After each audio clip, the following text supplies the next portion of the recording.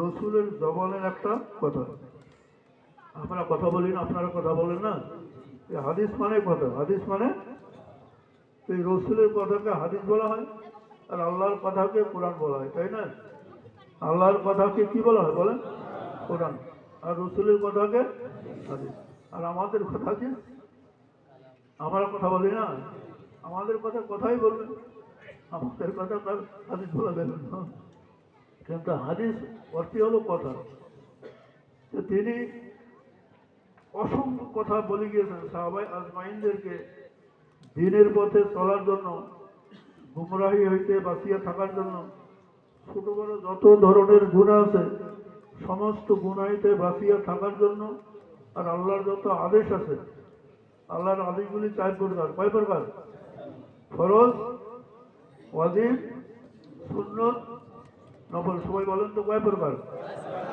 ফরজ, সুন্নত। এই 4 প্রকার আদেশকে মানুষের ময়দানে আমলে পরিণত করার জন্য। আর যত গুনার কাজ আছে, যারা মুসলমান তারা তার শিরিক কুফরি করবে না। শিরিক কুফরের পরে কতগুলি গুনাহ, হ্যাঁ, যার মধ্যে একটা বড় গুনাহ হত্যাকাণ্ড। আমি আপনাদের সামনে একটা আয়াত তেলাওয়াত করেছি, এই হত্যাকাণ্ডের গুনার বুড়াই ভয়ঙ্কর বোঝার জন্য একটা তেলাওয়াত করেছি। তো একটা তফসির করে একটু শুনাই। আল্লাহ পাক বলে, ওয়া মান ইয়াকতুল মুমিনান মুতাআম্মিদান ফাজাযাউহু জাহান্নাম। আল্লাহ বলে, যে মুমিন আর যার মোমেনকে ইচ্ছাকৃতভাবে হত্যা করবে, কতল করবে, জবাব করবে, মারি ফেলে, সোজা কথা। যে মোমেন আর একজন মোমেনকে ইচ্ছাকৃতভাবে জবাব করবে, কতল করবে, হত্যা করবে, মারি ফেলাবে, বুঝলেন না? তার শাস্তি হলো জাহান্নাম। তার শাস্তি হলো ফাজাযাউহু জাহান্নাম। কয়দিনের জন্য? 1 দিন, 1 মাস, 1 বছর, 1 যুগ, 100 বছর, 1000 বছর না, খালেদান ফিহা, খালেদান মানে যেদিন সে জাহান্নামে ঢুকবে ওই দিন থেকে শুরু করে অসীম কাল ধরে জাহান্নামে থাকবে। অসীম কাল ধরে জাহান্নামে থাকবে। 1 বছর, 5 বছর, 50 বছর, 100 বছর, 1000 বছর, 5000 বছর নয়। জান্নাতের হায়াতের যেমন সীমা নাই, জাহান্নামের হায়াতেরও সীমা আছে নাকি বলেন? আমার আশা করি আল্লাহ পাক আপনাদের আমাদের সবাইকে জান্নাত দান করুন, আমিন বলেন। তো আমরা যেদিন জান্নাত প্রবেশ করব ওই দিন থেকে নিয়ে অনন্ত অসীম কাল ধরিয়া জান্নাতের শান্তি ভোগ করতে দেবো। তদ্রুপ যারা জাহান্নামে যাবে তারাও যেদিন প্রবেশ করবে ওই দিন থেকে অনন্ত অসীম কাল ধরে জাহান্নামের শাস্তি ভোগ করতে দেবে। তা আল্লাহ বলে, যে মুসলমান আর এক মুসলমানকে অন্যায়ভাবে হত্যা করবে, কতল করবে, জবাই করবে, মারি ফেলাইবে, তার শাস্তি হলো জাহান্নাম, খালেদান ফিহা, অনন্ত অসীম কাল ধরে জাহান্নামে থাকবে। তাহলে যে সকল সাথী ভাই ওলামাদেরকে হত্যা করলো, মারলো, জবাই করলো, এদের ঠিকানা কোথায় বলেন? ধরে বলেন কোথায়? আল্লাহ ওদের কোশ্চিন করে ক্ষমা করলেন। শেষে বলেন, গাজিবুল্লাহ আলাই, তাহাদের উপরে আল্লাহর গজব, ও লানাহু, তাহাদের উপরে আল্লাহর লানত। হ্যাঁ, তাহাদের উপর আল্লাহর গজব লানত হইতে থাকবে, হইতে থাকবে, হইতে থাকবে। যেদিন থাকে মারল ওই দিন শুরু করিয়া এদের উপর আল্লাহর গজব আর আল্লাহর লানত কিন্তু হইতে আছে, কোনোদিনের যেন বন্ধ হবে না। আর দল আজামান আজিম, আল্লাহ বলে, আমি তাহাদের জন্য জাহান্নামের মধ্যে অনেক বড় আযাব তৈরি করে রেখেছি, অনেক বড় আযাব তৈরি করে রেখেছি। তাহলে যে সকল সাথী ভাই টুঙ্গির ময়দানে ওলামাদেরকে মারলো, হত্যা করলো, জবাই করলো, শহীদ করলো, মারি ফেললো, এদের ঠিকানা জাহান্নাম চিরকালের জন্য। এবং জাহান্নামের মধ্যে আল্লাহ পাক ওদের জন্য বড় আযাব তৈরি করে রেখেছেন। আল্লাহ কাছে বড় আযাব, তার আযাবটা কত বড় চিন্তা করে দেবেন। আল্লাহ নিজে কাছে, আমি ওদের জন্য বড় আযাব তৈরি করে রাখিয়েছি। তাহলে ওদের আযাবটা এখন কত বড় হইবে চিন্তা করে দেবেন, তাই না? অনেক মানুষ বিভিন্ন সময়, এখন তো পেপার পত্রিকা আপনারা প্রতিদিন পড়েন, টেলিভিশনে দেখতেছেন, প্রতিদিন বিভিন্ন জায়গায় হত্যাকাণ্ড হইতেছে না? তো যারা মারতেছে তাদের শাস্তি কি বলেন? জাহান্নাম। কয়দিনের জন্য? অসীম কাল ধরিয়ে, অসীম কাল ধরিয়ে। এবং শাস্তিটা ছোট না বড়? অনেক বড়। আর একটা কথা বলি, চুরি করে একটা গুনাহ, তাই না? চুরি করার পর আল্লাহ পাক চুরি করার শাস্তি দুনিয়াতে দিছে হাত কাটি দেওয়া। হ্যাঁ, আল্লাহ সারিকো বা সারে কাটো সপ্তাহ দিয়ে হুম জাজাম বিমা কাসবা নাকালাম আল্লাহ আজিজুল হাকিম। এরপরে বলে ফামান তাবা মিন বাদে জুলমিহি ওয়া আসলাহা ফাইন্নাল্লাহা গফুরুর রহিম। চোর আল্লাহ কাছে চোর যদি চুরি করার পরে হাত কাটার পরে সে তওবা করে এবং ভালো আমল শুরু করে, চুরি করা বাদ দেয় আর কোনো গুনার কাজ না করে এবং তওবা করে, আল্লাহ তার তওবা কবুল করবেন। অতএব চোরও জান্নাত যাইতে পারে, চোরও জান্নাত যাইতে পারে। যারা ডাকু, যারা রাজদ্রোহী, তাদের শাস্তি হলো শুলি, কতল, হাত পা কাটে দিয়ে শুলিতে চড়া বা শুলি দেওয়া। এক কথা, ওদের শাস্তি দুনিয়ার মধ্যে কতল, আর আখিরাতের মধ্যে ওদের শাস্তি বড় গুণ। আল্লাহ বলে যালিকা লাহুম খিজুন ফিল হায়াতিদ দুনিয়া ওয়া লাহুম ফিল আখিরাতি আযাবুন আযীম। কিন্তু এরপর আল্লাহ বলছে ইল্লাল্লাযিনা তাবু মিন ক্বাবলি আন তাকদিরু আলাইহিম ফাআলু আন্নাল্লাহা গফুরুর রহিম। যারা রাজদ্রোহী, যারা সন্ত্রাসী, যারা ডাকাত এরা যদি ধরা পড়ে হাত পা কাটা যায় বা ছুরিতে দেওয়া যায়, কিন্তু ধরার আগে যদি তওবা করে, ধরা পড়লে তো ওদের ছুরি দেওয়া হইল, কিন্তু ধরার আগে যদি তওবা করে, তা আল্লাহ বলে যদি তওবা করে ধরা পড়ার আগে আমি তাহাদের তওবা কবুল করব। আল্লাহ পাক চোরে তওবা কবুল করবে, ডাকাতে তওবা কবুল করে, রাজদ্রোহীর তওবা কবুল করবে, যারা দিন দিয়ে ফিরিয়ে যায় আমার তওবা করে আল্লাহ তওবা কবুল করবে। যারা মুসলমানকে ইচ্ছাকৃত হত্যা করবে এদের ব্যাপারে কোনো তওবার কথা উল্লেখ করেনি ওখানে, এর উপর ইল্লাল্লাযিনা তাওবের কথা বলেনি। যারা হত্যা করার পরে তওবা করবে এ কথা আল্লাহ উল্লেখ করেনি। চোরের ব্যাপারে তওবা করার কথা উল্লেখ করছে, ডাকাতের ব্যাপারে তওবা করার কথা উল্লেখ করছে, মুরতাদের ব্যাপারে তওবা করার কথা উল্লেখ করছে, কিন্তু যারা হত্যা করবে মুসলমানকে ইচ্ছাকৃত তাদের ব্যাপারে তওবার কথা উল্লেখ করেনি।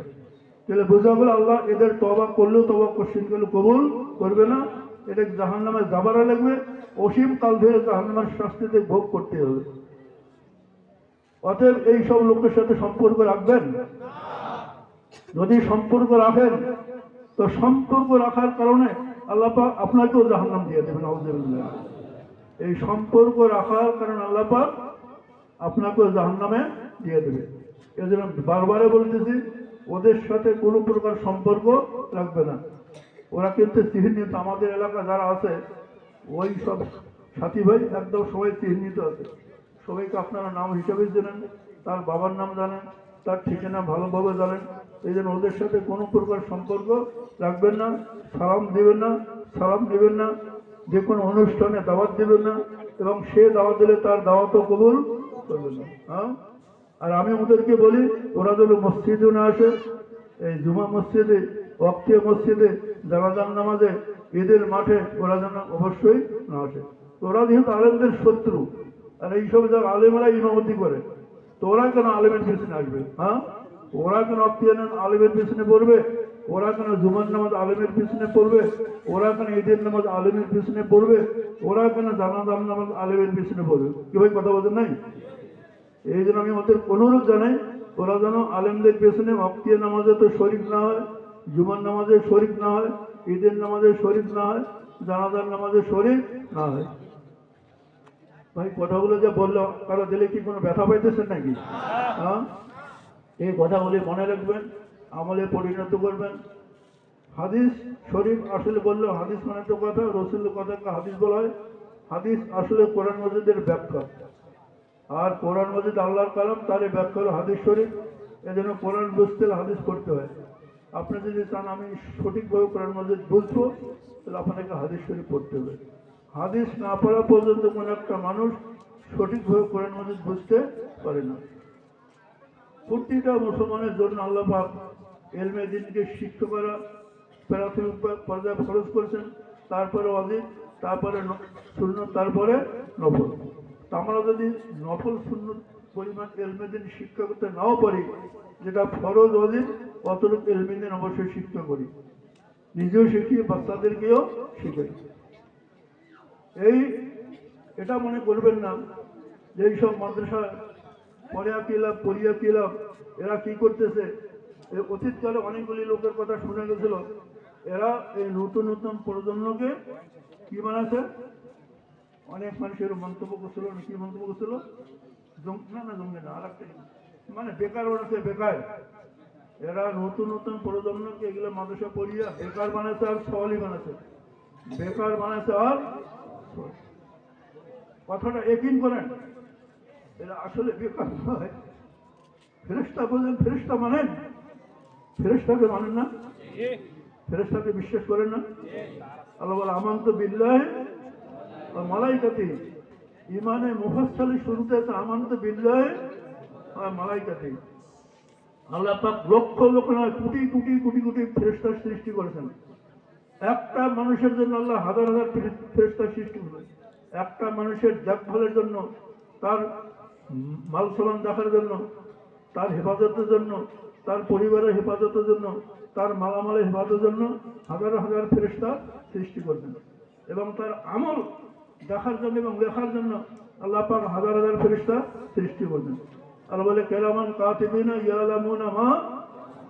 আল্লাহ পাক একদল ভদ্র ফেরেশতা, যারা কোনোদিন অন্যায় করবে না, মিথ্যা লিখবে না, বেশি লিখবে না, কম, ভালো আমল কম লিখবে না, আর মন্দ আমল বেশি লিখবে না। যে যে পরিমাণ আমল করবো অতটুকুই লিখবে, কম বেশি লিখবে না। এরূপ ফেরেশতা প্রতিটা মানুষ হিসেবে আল্লাহ দিয়েছে। তো ফেরেশতারা যেমন আল্লাহ পাকের বাহিনী, বাহিনী বলুন না, যেমন সরকারের বাহিনী আছে না, আর্মি, পুলিশ, র্যাব, আর কি আছে, মিডিয়া, এটা যেমন সরকারের বাহিনী। দুনিয়াতে আল্লাহর বাহিনী হলো ফেরেশতা। আমি তার সাথে বলতেছি, ফেরেশতারা যেমন আল্লাহর বাহিনী, এই মাদ্রাসা ওস্তাদ ছাত্র আল্লাহর বাহিনী। এই মাদ্রাসার ওস্তাদ ছাত্র আল্লাহর বাহিনী। ফেরেশতাদের দ্বারা যেমন অনেক জিনিসের হেফাজত আল্লাহ করাইতেছে, এই মাদ্রাসায় কওমি মাদ্রাসার ওস্তাদ ছাত্রের দ্বারাই আল্লাহ অনেক জিনিসের হেফাজত করতেছে। যখন মাদ্রাসার ছাত্র শেষ রাত্রে উঠিয়া 2 রাকাত নামাজ পড়া পরে কোরআন মাজিদ পড়া শুরু করে, তার কোরআন মাজিদের তেলাওয়াতের ওসিলে অনেক আপদ বিপদ দূরীভূত হয়ে যায়। তো অনেক শান্তির দরজা, অনেক রহমতের দরজা, বরকতের দরজা আল্লাহ পাক খুলিয়ে দেয়। আজকে যারা দুনিয়াতে রমরমি করতেছেন, বাহাদুরি করতেছেন, কার ওসিলায়? এইসব মাদ্রাসার ওসিলায়। এইসব মাদ্রাসা থাকবে না, আপনাদের বাহাদুরি, আপনাদের রমরমি ভবিষ্যৎ হয়ে যাবে, কিছুই থাকবে না। যেদিন এই মাদ্রাসাগুলো নিশ্চিত হয়ে যাবে, দেখবেন তার 2-3 বছর পরে, 5-10 বছর পরে, 20-25 বছর পরে, 50 বছর পরে আপনাদের সমস্ত বাহাদুরি একদম নিশ্চিত হয়ে যাবে। কথা বোঝেন নাই? এজন্য এটা মনে করবেন না যারা কি মানে বেকার বানাচ্ছে, বেকার। এই মাদ্রাসা পড়ে বেকার, বেকার নয়। এক একটা ছাত্র এক একটা খুঁটি, আসমানটিকে টিকে রাখার একটা খুঁটি, জমিনকে টিকে রাখার একটা খুঁটি, হ্যাঁ, আবহাওয়া নিয়ন্ত্রণ করার জন্য এই মাদ্রাসার ওস্তাদ ছাত্রী এক একটা খুঁটি। এদের ওসিলায় আসমান টিকি আছে, জমিন টিকি আছে, আবহাওয়া নিয়ন্ত্রণে আছে, সূর্য চন্দ্র নিয়মিত চলতেছে, আলো দিতেছে। হ্যাঁ, আমাদের মানুষের কিছু গুনার কারণে আল্লাহ পাক মাঝে মাঝে কিছু ব্যতিক্রম করায়। মানুষের গুনার কারণে আবহাওয়ার মধ্যে কিছু ব্যতিক্রম করে না মাঝে মাঝে। দেখো, যখন শীতের দরকার শীত কমায়, যে পরিমাণ শীতের দরকার ওই পরিমাণ শীত দেয় না, যে পরিমাণ গরমের দরকার ওই পরিমাণ গরম দেয় না, যে পরিমাণ বৃষ্টির দরকার ওই বৃষ্টি দেয় না, যে পরিমাণ রোদের দরকার ওই পরিমাণ রোদ দেয় না, আমাদের গুনার কারণে। কিন্তু আমরা যদি গুনাহ না করতাম তা ঠিকই আল্লাহ পাক সম পরিমাণ বৃষ্টি দিত, রোদ দিত, গরম দিত, ঠান্ডা দিত। তখন এবছর শীতের মৌসুম, তেমন একটা শীতের কি নাই, প্রখর শীত আছে এখনো না, এতে পৌষ মাসে আজকে শেষ হয়ে গেল, প্রখর শীত এখনো শুরু হয়নি। হয়তো মাঘ মাসে হইতে পারে, না হইতে পারে। তো শীতের মৌসুমে শীত নেওয়া এটা একটা গজব, গরমের মৌসুমে গরম নেওয়া সেটা একটা গজব, বৃষ্টির মৌসুমে বৃষ্টি নেওয়াটা একটা গজব, রোদের সময় রোদ নেওয়া সেটা একটা গজব। যাই মানে এই করে বলতেছি, আল্লাহ পাক এই ফেরেশতা যেমন আল্লাহর বাহিনী, এই কওমি মাদ্রাসার ওস্তাদ ছাত্রীরাও আসলে আল্লাহর বাহিনী। কিন্তু হয়তো আমরা হয়তো বুঝতেছি না এরা কি করতেছে, এরা বেকার সমস্যায় পরিণত হয়েছে, এরা মানুষকে বেকার বানাচ্ছে, এরও মনে করবেন না। যাই হোক, এই মাদ্রাসায় আপনাদের যারা যারা সহজে এই মাদ্রাসায় এতদিন সহযোগিতা করে আসতেছেন, আমি আপনাদেরকে অনুরোধ জানাবো এই সহযোগিতার হাত বাড়াইবেন, বাড়াইতে থাকবেন, সবসময় বেশি দেওয়ার চেষ্টা করুন, কম দেবেন না। এবং খাস করে আমি একটা প্রস্তাব আপনাদের সামনে তুলে ধরি, এখানে সবাই আছেন। এই যে মাদ্রাসাটা দোতলা বিল্ডিং আছে, দেখেন এই পুরানা বিল্ডিং, যেটা সর্বপ্রথম বিল্ডিং, এই দোতলা বিল্ডিংটা অনেকে চললে বা পাশ দিয়ে হাঁটাহাঁটি করলে বুঝবেন, ওই বিল্ডিংটা বর্তমান ব্যবহারের অনুপযোগী হয়ে গেছে, ব্যবহারের অনুপযোগী, মানে ওখানে থাকা, বসবাস করা, রাত যাপন কাল যাপন করাটা উচিত নয়। এই জন্য ওই বিল্ডিংটা ভাঙিয়ে ফেলে একদমই অজীব হয়ে গেছে, অজীব বোঝেন না, দুনিয়া হিসেবে অজীব। ওই বিল্ডিংটা ভাঙিয়ে ফেলে একদম অজীব হয়ে গেছে, ভাঙিয়ে ফেলে নতুন করে বানানো। আমি আপনাদেরকে একটা প্রস্তাব দেব, আপনারা খালি প্রস্তাবটা গ্রহণ করবেন আর দোয়া করবেন। আপনাদের কাছে আমি কোনো টাকা চাবো না, খালি প্রস্তাবটা গ্রহণ করবেন আর দোয়া করবেন। এই বিল্ডিংটা ভাঙিয়ে নতুন করে বুনিয়াদ দেওয়া হবে, এই বিল্ডিংটা ভাঙিয়ে নতুন করে বুনিয়াদ দেওয়া হবে, এই প্রস্তাবটা আপনারা গ্রহণ করেন। গ্রহণ করলেন? এটা ভাঙিয়ে নতুন করে বুনিয়াদ দেওয়া হবে, সবাই গ্রহণ করলেন? এবং তার জন্য দোয়া করবেন। হ্যাঁ, যেদিন ভাঙবো তার পূর্বে মিটিং ডাকবো, আপনাদের সবাইকে ডাকবো, মিটিংয়ের মাধ্যমে সিদ্ধান্ত নিয়ে ইনশাআল্লাহ ভাঙার কাজ শুরু করব। এবং ভাঙা শেষ হওয়ার পরে গত 2-4 মাসের ভিতরে নতুন করে বুনিয়াদ দেবো। আপনাদের সবাইকে ডাকি, রাজি আছেন সবাই ভাই? হ্যাঁ, তো যেদিন ডাক দেবো অবশ্যই সবাই আসবেন। হ্যাঁ, এখন হাদিসের উপর একটা কথা বলে শেষ করতে হবে। ইফাক বলেন দুইটা কথা, মানে দুইটা কালেমা, অর্থাৎ দুইটা তাসবিহ, এমন দুইটা তসবিহ, তসবিহ তো বোঝেন না, সুবহানাল্লাহ একটা তসবিহ না, আলহামদুলিল্লাহ একটা তসবিহ, লা ইলাহা ইল্লাল্লাহ একটা তসবিহ, আল্লাহু আকবার একটা তসবিহ, সুবহান রাব্বিল আযীম একটা তসবিহ, সুবহান রাব্বিল আলা, এটা তসবিহ পড়েন তো আমাদের মধ্যে, পড়েন না? এই দুইটা তসবিহ আল্লাহর নিকট খুবই প্রিয়। অর্থাৎ যারা এই তসবিহ দুইটার উপর আমল করবে তারা আল্লাহর প্রিয় বান্দাবান দিয়ে পরিণত হবে। হ্যাঁ, তবে পড়তে অতি সহজ, যে কোনো মানুষ করতে পারে, শিক্ষিত অশিক্ষিত, বুড়া বুড়ি, বালক বালিকা, শিশু, হ্যাঁ, সবাই ওই তসবিহ দুইটা পড়তে পারে, এত সহজ। কিন্তু কাল কিয়ামতের ময়দানে আল্লাহ পাক যখন ওই তসবিহ দুইটা মিজানে পল্লায় উঠিয়ে দেবেন, মিজানে পল্লা অনেক ভারী হয়ে যাবে। আমার সাথে বলেন সুবহানাল্লাহ, বলেন সুবহানাল্লাহ ওয়া বিহামদিহি সুবহানাল্লাহিল আযীম, সুবহানাল্লাহ ওয়া বিহামদিহি সুবহানাল্লাহিল আযীম, সুবহানাল্লাহ ওয়া বিহামদিহি সুবহানাল্লাহিল আযীম। এই তসবিহটা যারা জানেন, যারা জানেন না কিন্তু মুখস্থ করে নেবেন। এখন যেখানে সেখানে মাদ্রাসা ছাত্র পাওয়া যায়, পাওয়া যায় না, ওস্তাদ পাওয়া যায়, ও ইমাম সাহেব আছে, মুয়াজ্জিন সাহেব আছে, ওদের কাছে শুনিয়ে বসিয়ে মস্কো করিয়া করতে থাকবেন। হযরত ইমাম বুখারী আলাইহির রহমান সর্বশেষ এই হাদিসটা আনিয়া এই উম্মতে মুহাম্মাদীকে আমাদেরকে এই কথাতে ইঙ্গিত ইশারা করতেছে যে যতগুলি আমল আছে, নামাজ থেকে শুরু করে যতগুলি আমল আছে, অনেক আমল এমন আছে যে আমলগুলি যখন তখন করা যায় না। যেমন নামাজ যখন তখন করা যায়, সদকা খয়রাত যখন তখন করতে পারেন, কোরবানি যখন তখন হয়, হজ যখন তখন হয়, কোরআন মাজিদ যদি নিয়ে হাতে নিয়ে পড়তে চান যখন তখন পড়তে পারবেন না।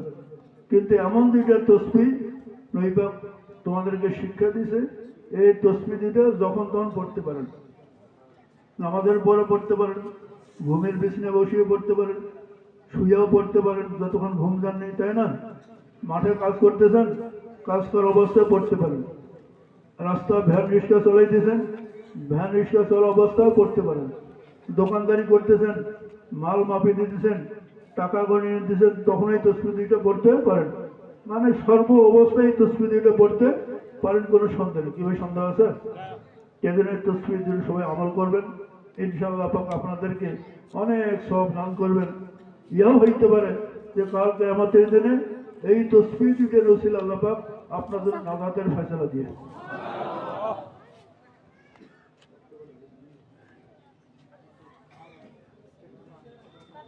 এখন একবার সূরা ফাতিহা পড়ি। তিনবার সূরা ইখলাস, কয়েকবার দরুদ শরীফ দোয়া করেন। বিসমিল্লাহির